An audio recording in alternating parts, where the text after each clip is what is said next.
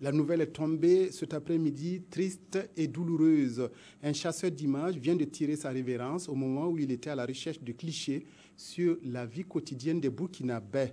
Plus de 30 ans à filmer les joies, les angoisses, la douleur, les victoires du peuple burkinabé et toujours avec la même passion et la même détermination, avec professionnalisme et désintéressement.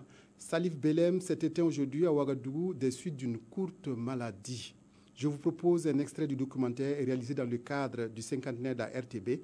Salif Belem évoque dans cet extrait les difficultés rencontrées pour filmer au début de la Volta Vision. Généralement, pour les reportages, on utilisait, puisqu'on avait des bandes de 20 mètres, on utilisait ça avec la belle ouelle. Ensuite, la belle ouelle, on avait une Beaulieu.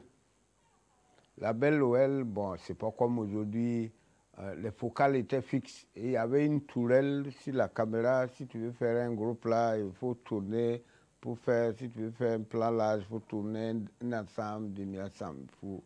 Il y avait une tourelle sur la caméra et c'était vraiment,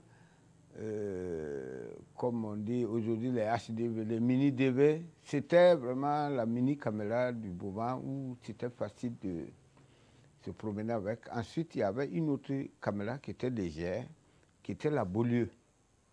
Mais la Beaulieu, sur la Beaulieu, on avait une longue focale qui allait jusqu'à 75.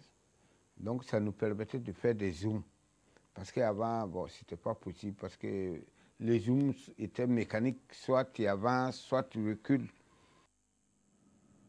La levée du corps de Salif Belem est prévue demain à 8 h, suivie de l'enterrement dans son village natal de Soubo, dans le Yatenga.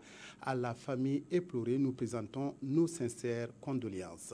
Tristement s'achève cette édition. Merci.